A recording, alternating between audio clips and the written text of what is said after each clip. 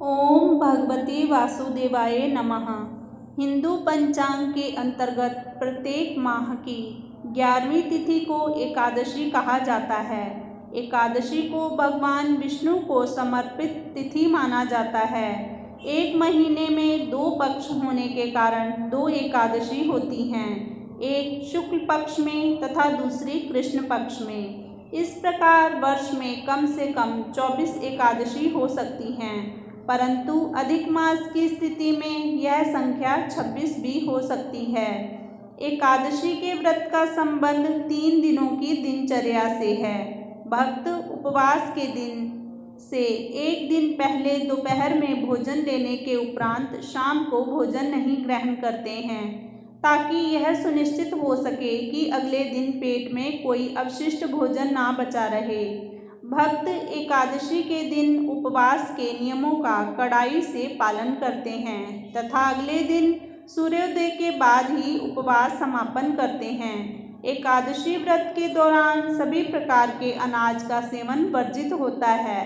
जो लोग किसी कारण एकादशी व्रत नहीं रखते हैं, उन्हें एकादशी के दिन भोजन में चावल का प्रयोग नहीं करना चाहिए तथा झूठ एवं परनिंदा से बचना चाहिए। जो व्यक्ति एकादशी के दिन विष्णु सहस्त्र नाम का पाठ करता है, उस पर भगवान विष्णु की विशेष कृपा होती है। जब एकादशी 2 दिन की होती है, तब दूजी एकादशी एवं वैष्णव एकादशी एक ही दिन अर्थात दूसरे दिन मनाई जाती है। इंदिरा एकादशी व्रत कथा। इंदिरा एकादशी का महत्व। धर्मराज युधिष्ठिर कहने लगे कि हे भगवान, मैंने भाद्रपद शुक्ल एकादशी अर्थात पार्श्व एकादशी का सविस्तार वर्णन सुना। अब आप कृपा करके मुझे आश्विन क्वार माह के कृष्ण पक्ष की एकादशी के विषय में भी बतलाइए। इस एकादशी का क्या नाम है तथा इसके व्रत का क्या विधान है? इसका व्रत करने से किस फल की प्राप्ति होती है? भगवान श्री कृष्ण कहने लगे कि आश्विन कृष्ण एकादशी का नाम इंदिरा एकादशी है। यह एकादशी पापों को नष्ट करने वाली तथा पितरों को अधोगति से मुक्ति देने वाली होती है। हे राजन, ध्यानपूर्वक इसकी कथा सुनो। इसके सुनने मात्र से ही वायपेय यज्ञ का फल मिलता है। इंदिरा एकादशी व्रत कथा।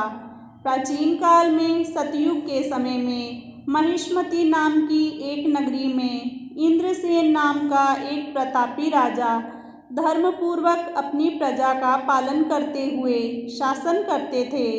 वह राजा पुत्र पौत्र और धन आदि से संपन्न और भगवान विष्णु के परम भक्त थे। एक दिन जब वह राजा सुखपूर्वक अपनी सभा में बैठे थे, तो आकाश मार्ग से महर्षि नारद उतरकर उसकी सभा में आ गए। राजा उन्हें देखते ही हाथ जोड़कर खड़े हो गए और विधि पूर्वक आसन अघर्य दिया।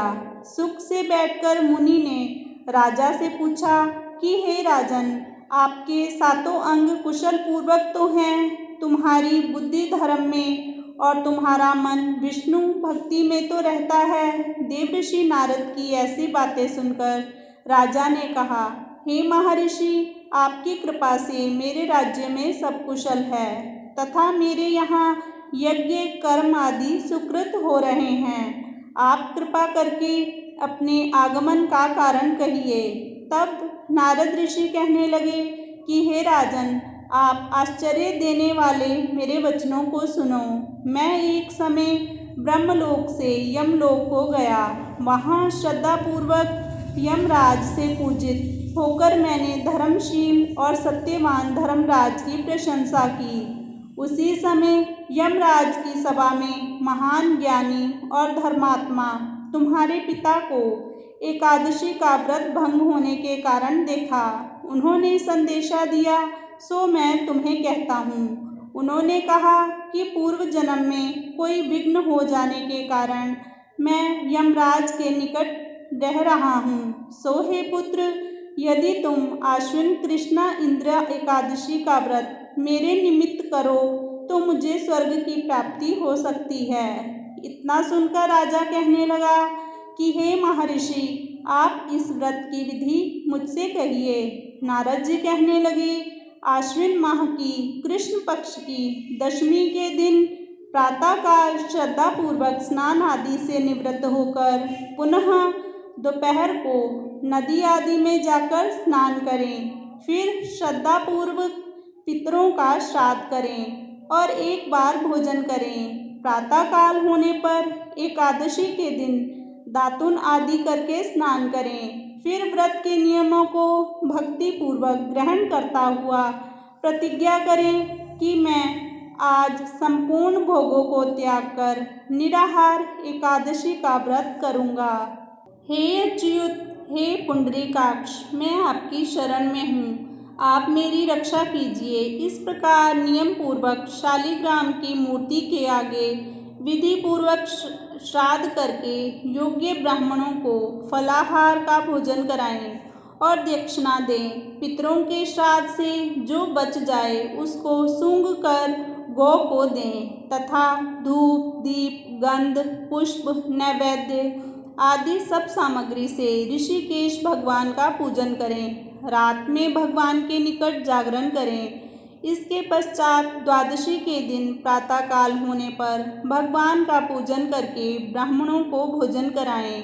भाई, बंधुओं, स्त्री और पुत्र सहित आप भी मौन होकर भोजन करें। नारद जी कहने लगे, हे राजन, इस विधि से यदि तुम आलस्य रहित होकर इस एकादशी का व्रत करोगे तो तुम्हारे पिता अवश्य ही स्वर्गलोक को जाएंगे। नारद जी के कथनानुसार राजा द्वारा अपने बांधवों तथा दासों सहित व्रत करने से आकाश से पुष्प वर्षा हुई और उस दिन राजा का पिता गरुड़ पर चढ़कर विष्णुलोक को गया।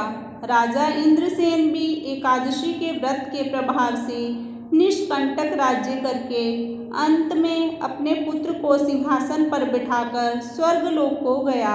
हे युधिष्ठिर, यह इंदिरा एकादशी के व्रत का महात्म्य मैंने तुमसे कहा।